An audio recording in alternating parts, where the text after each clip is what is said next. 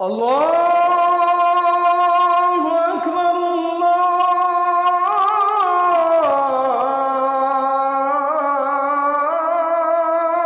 আকবার।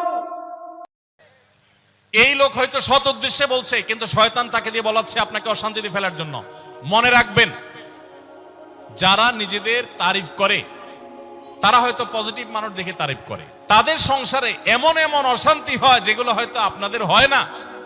শুধুমাত্র শয়তান ওইগুলো আপনার সামনে হাজির করছে। খবরদার, ওইগুলো দেখে খুব সহজেই একে অন্যের প্রতি জাজমেন্ট করতে যাবেন না। তাহলে দাম্পত্য জীবনে সুখ শান্তির জন্য অন্যের সুখের মিথ্যা গল্প শুনতে যাবেন না। যদি সত্য গল্পও হয় তবুও মনে রাখবেন যে হয়তো সে একটা দিক তুলে ধরছে, তাদের আরো চ্যাপ্টার আছে সেটা তারা তুলে ধরছে না। তাদের চাইতে আমরা আলহামদুলিল্লাহ কম সুখে নেই। নিজেদের পজিটিভ গুলো দেখার চেষ্টা করবেন। 8 নম্বর, ক্ষমা করতে শেখা। দেখুন, ক্ষমা করতে না পারলে দাম্পত্য জীবনে কেন কোন জীবনে আপনি কখনো সুখী হতে পারবেন না। সবকিছুকে অনেক বড় করে দেখবেন না, অনেক কিছুকে ক্লোজ করবেন, ছোট করবেন। এবং মনে রাখবেন, আল্লাহ তাআলা ক্ষমাশীলকে ভালোবাসেন। কোরআনে আল্লাহ তাআলা একাধিক জায়গা বলেছেন, যারা ক্ষমা করে আল্লাহ তাদেরকে ভালোবাসেন। আপনি যদি বলেন যে কতবার ক্ষমা করব, যতবার আপনি আল্লাহর কাছে ক্ষমা আশা করেন, আপনি আপনার স্ত্রীকে, আপনি আপনার স্বামীকে, আপনার জীবন সঙ্গীকে, যে কোনো মানুষকে ততবার ক্ষমা করবেন। আপনি জীবনে একই পাপ কতবার করেন আল্লাহ মাফ করবেন আশা করেন না? তাহলে আপনার আল্লাহর বান্দাকে কেন আপনি ক্ষমা করবেন না? বিধায় ক্ষমা করা এটা শিখতে হবে। কখনো কোনো ভুল হয়েছে বুঝতে পারলে পণ্ডিতি না করে সাথে সাথে ভুল স্বীকার করা জানতে হবে, যে হ্যাঁ এটা আমি ভুল করেছি। হ্যাঁ, এটা স্বীকার করলে সে একটু মাথায় উঠে যাবে, সে একটু লাই পেয়ে যাবে, পাক।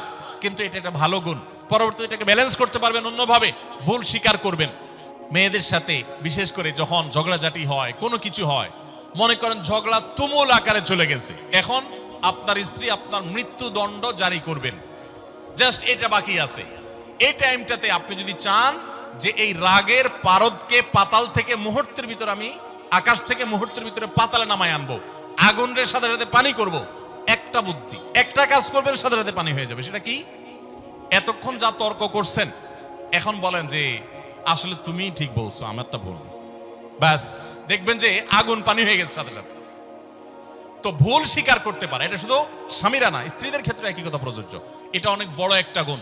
বিশেষ করে ক্ষমা করতে পারা। ক্ষমা করতে যারা পারে না তাদেরকে আল্লাহ ভালোবাসেন না।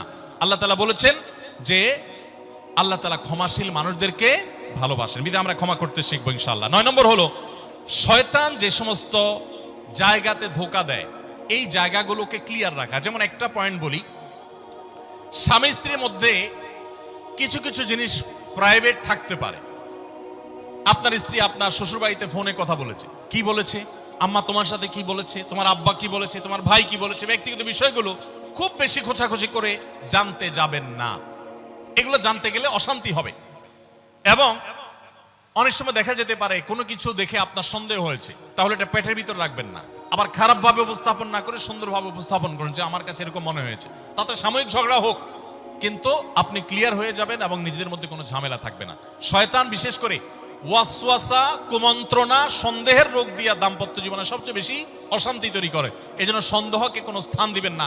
যখনই সন্দেহ আসবে বুঝবেন যে শয়তান এটা সৃষ্টি করছে। সর্বশেষ 10 নম্বর হলো, শাসন করার যদি কখনো দরকার হয়, স্বামী হোক আর স্ত্রী হোক বা সাধারণ মানুষের ক্ষেত্রে এটা প্রযোজ্য, রাগের মাথায় কখনো শাসন করবেন না। শাসন করতে হলে মাথা গরম হয়ে গেছে একটু সবর করবেন, ঠান্ডা মাথায়, শীতল মাথায় তারপরে শাসন করবেন। যখন রাগ উঠছে তখন কিছু বলতে যাবেন না। আপনার রাগ উঠছে আজকে, আপনি নিয়ত করেন আগামী 24 ঘন্টা পর এটার আমি বিচার করব, একটা বিহিত করব, এটার আমি কিছু একটা করে ছাড়বো।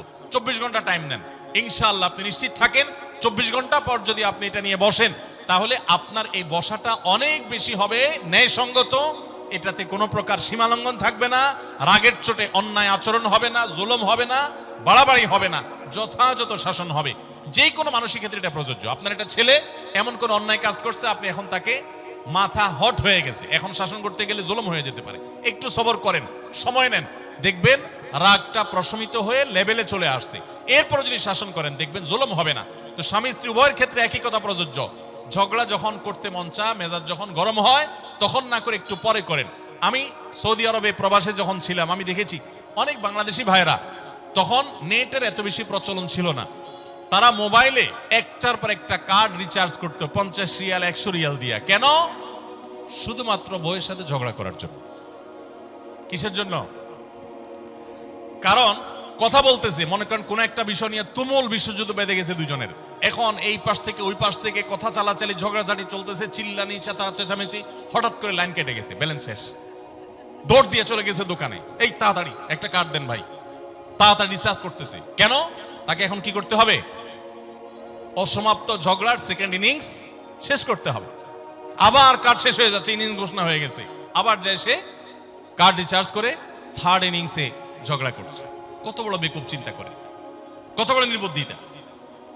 এই ঝগড়াটা স্বামী স্ত্রী যদি দুই জায়গায় থাকেন, ফোনে যদি ঝগড়া হয়, আমি বুদ্ধি দেই যে ফোনটা যখনই দেখলেন যে ঝগড়া শুরু হয়ে গেছে, তখন সাথে সাথে মোবাইলটা অফ করে ফেলান।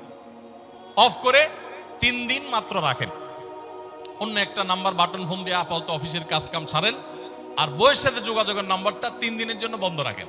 3 দিন পরে মোবাইলটা আস্তে করে ওপেন করেন।